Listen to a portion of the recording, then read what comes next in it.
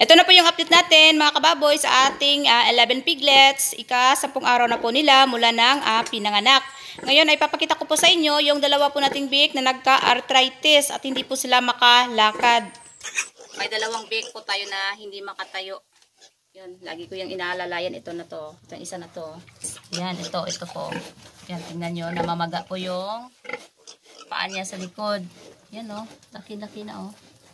Yan, pero sinusubukan pa rin niya pong tumayo. Pag ganyan na nagtatawag na yung mama nila ng kain, ang ginagawa ko, binubuhat ko na lang po yan. Tapos nilalagay ko siya doon sa pwesto niya. Dito sa pwesto niya. Lidik.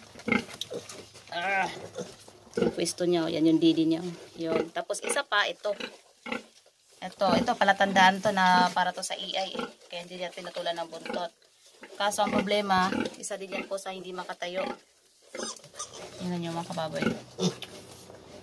Pilitin natin siyang patayuin ha. Para makita nyo kung ano yung sitwasyon niya.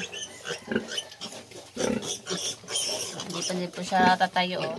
Nag-antay po yan siya na buhatin ko. Lika, dik. Loy, dik eh. Dito naman yung ano niya sa una. Pinakauna, yan yung didi niya. Ayan, hinahatid ko na lang yan siya bang kababoy oh. So bali itong dalawang to magkatabi, ito yung may problema sa paa. Ayan, di sila nakakalakad. So 10 days na sila, ang lalaki na nila. Tapos ngayon yung schedule para sila po ay ikapon. So bali ano to sila, ito na lalaki, ito yung ikakapon. Itong para sa nag-EI, kasi nga napilayan yung napili niya, isali sa kapon. Tapos tingnan natin mga kababoy kung ano yung gamot kasi nag-chat ako doon sa ating technician na magdala po siya ng gamot para dito sa namamaga yung paa. So tingnan na lang po natin mamaya kung ano yung gamot niya. Mga mga 4 na pang 5 araw na to pala ngayon. Ganito yung sitwasyon nila, yung hindi sila nakakatayo ng maayos. Ito talaga hindi tayo sila nakakalakad. Ito nakakatayo naman pero nahihirapan siyang maglakad. Ito isa to. Ay, malalaki pa naman sila mga baboy. Tingnan nyo. Pasensyahan nyo lang po yung kuko ko kasi madumi po. Kakatanim ko lang po ng dun sa mga garden ko.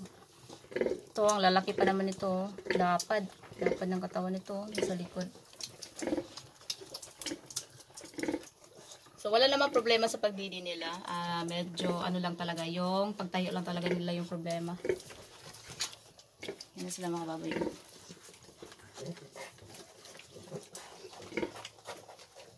Yan, lalaki nila. 10 araw ngayon. Yun na muna po yung update natin sa ating 11 piglets. Happy farming po sa lahat!